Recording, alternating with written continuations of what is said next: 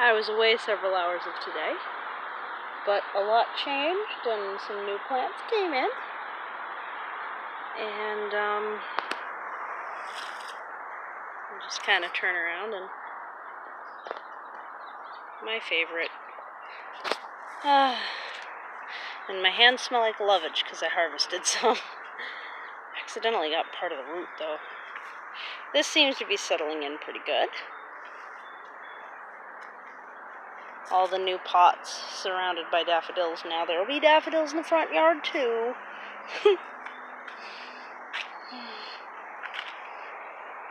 I think I might have a couple of the other seedlings coming up in there, so really hoping on that.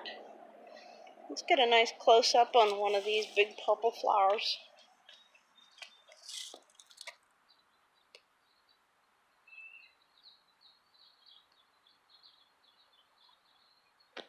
I love this clematis. I really do. My ground cover's starting to bloom. This is yellow sedum. So I don't know if it'll be a heavy bloom year or a light bloom year. We'll find out. But it is fun having like a glowing yellow underneath everything else. Tomato and eggplant are still just hanging out in there. Same with the fern. I pulled up a couple of echinacea, and I got a new skirt and another new skirt elsewhere. Storm's definitely rolling in. That's supposed to become a thunderstorm later on, which will be nice. That's what it's like over here. There's still quite a few of the elephant amaranth coming up.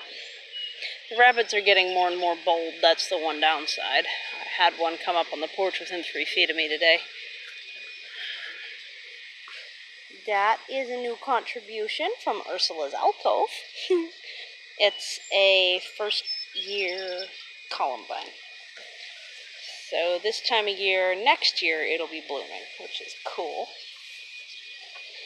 And then I put in some more seeds along the back here.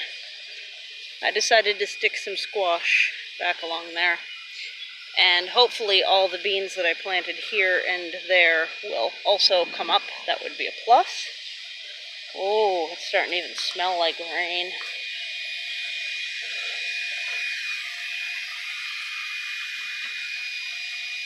Red cabbages. It's like a pop quiz. These still haven't bloomed. My neighbor's vacuuming, if you're wondering what the sound is. Those are the hardy kiwi. So in addition to the peppers, and one more behind, I had to put that teepee back up today. We now also have 4 celeries, a chard along this row. Now, of note, celeries, peppers, and chard are all, I have examples of years of the rabbits leaving them alone.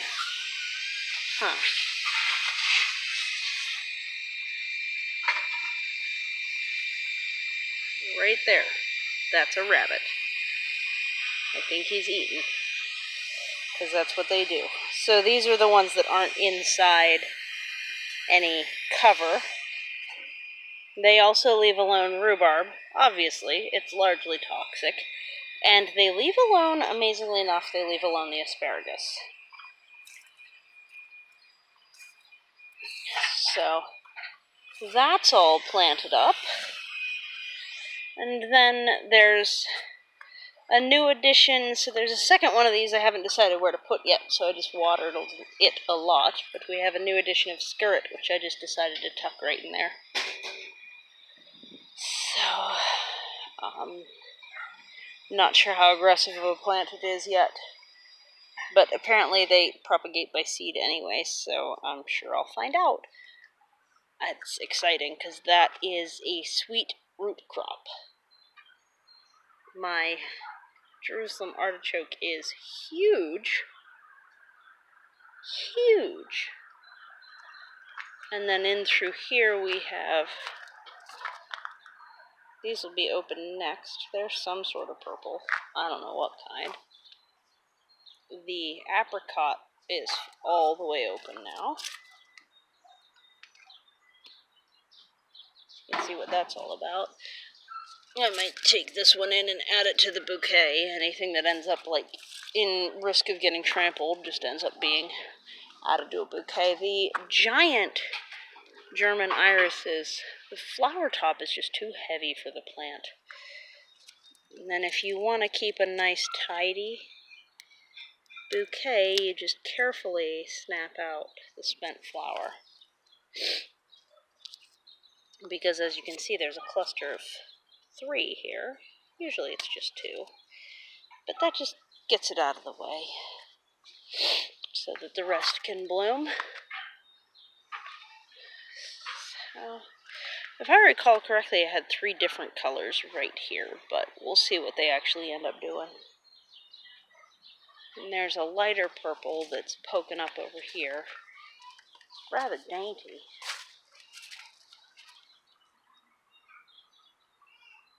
Compared to even this other historic type, let alone the giant apricot ones. Yeah, that's what's going on out here.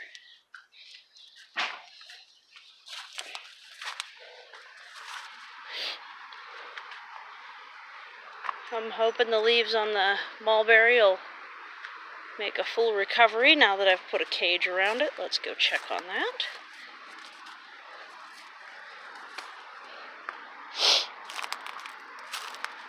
And this downpour will be welcome. Everything's pretty well dried out. My raspberries are doing great, especially that one, interestingly enough. I'm going to actually step over there rather than go the whole way down. Yeah, I don't know, we'll see, because you can kind of tell that there's just like bare sticks in there, so it's established enough it can handle that, but it's not going to be able to handle that all the time, so I'm going to leave it inside that cage until it has leaves that are high up enough that they're not munchies for rabbitses. This is catnip, or maybe catmint. Pretty sure it was Catarina nepeta that I got. And it self-reseeds all over the place. And the peonies are starting to open, which is kind of cool. Apparently, if you want them to bloom indoors, this is the stage to pick them. And then you can easily knock the ants out, and they aren't all in between the petals and impossible to get out.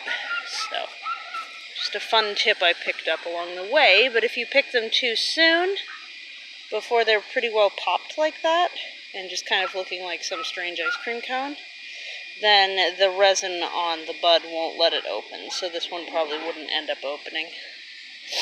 And since it's usually multiple buds per stem, that means that you're only going to get 1 bud per stem. That's okay. So, I always find this strangely creepy. The space in between the hedge and the fruit trees. It was never intended to be that way. The prior neighbor, when I planted those trees, kept very, very good care of that hedge, and clearly those days are past. I don't know. So, that's the garden for today. We're under 10 minutes, which is remarkable. Take a look out over the cliff again, I guess. Pardon my sniffles, I'm allergic to something. Maybe several somethings. I even took something for it and not helping.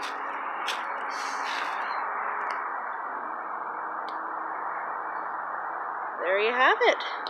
It is May 19th of 2019 and everything's very, very green. I like it. Okay, bye.